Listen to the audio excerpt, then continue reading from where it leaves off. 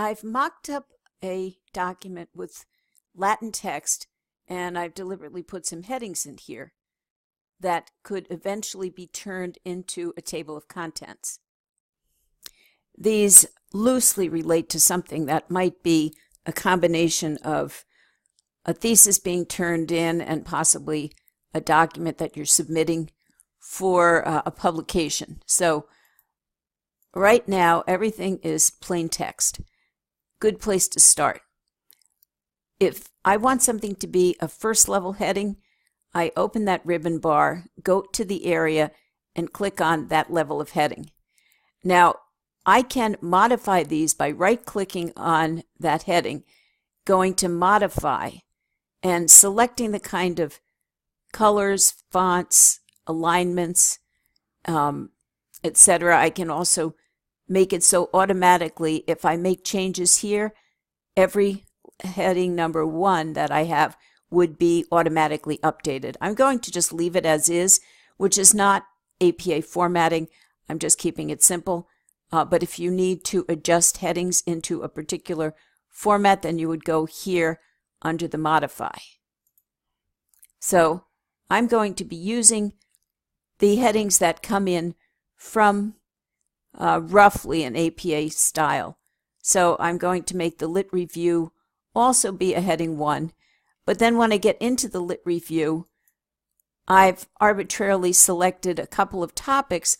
I'm going to make this one a heading 2, Educational Uses. And right now it's following the default format that's created by Microsoft Word. I'll put in another heading 2.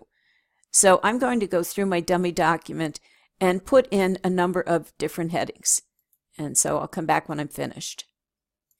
Now, once you've gone through your document and put in all the heading levels, be they 1, 2, 3, you can even go further than that, and you go to the location where you want the table of contents to be generated.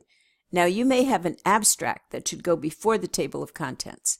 So what you might do then is you'd have the abstract first, then you would go click the insertion point where you want the table of contents to be generated. Then you go up under References,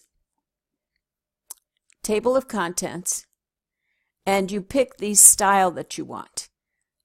For me, often I like to go to a custom table, and I like it to be rather compressed, and I found that Formal does that fairly well. So you'll see what format's going to be used. You can pick how many levels you want to show. I've only put 2 levels in my course, in my document, but if you have multiple levels, you can determine how many you want shown. So I'm going to click OK, and automatically it generated this table of contents. Now, if I didn't like the format, I could click and drag over it, delete it, and come back and select another format. Now, a benefit, though, is if I find when I look at this, I don't like the order that something is in, I can change that as well.